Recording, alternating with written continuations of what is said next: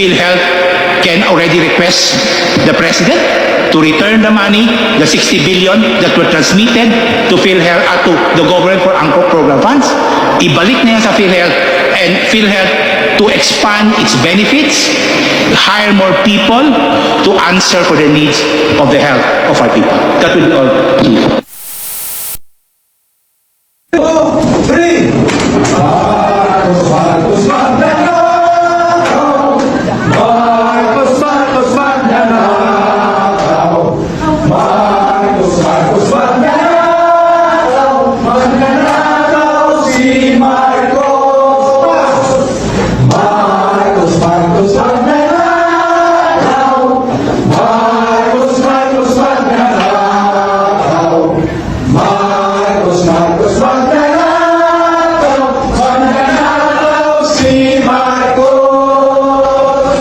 May hatid na yaman sa ating panlasa. Sa Pampanga, natikman natin lahat ang sisig.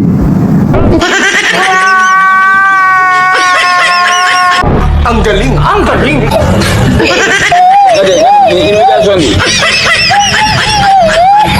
Sumikat na ang sisig. At kung saan sa Amerika, lalo. Gago! Na nila yung sisig. Paborito na nila.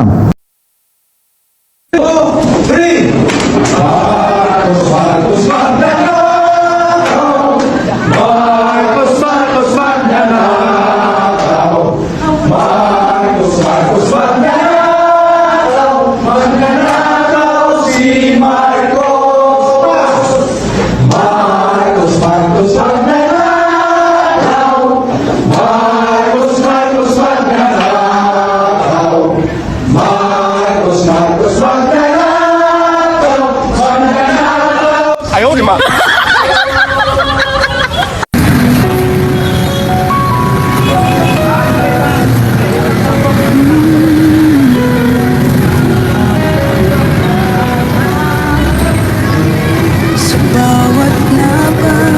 Team.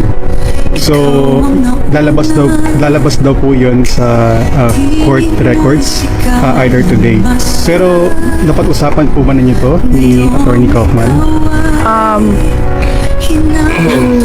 Yes, napag-usapan namin, pero sila na lang siguro mag-update sa inyo.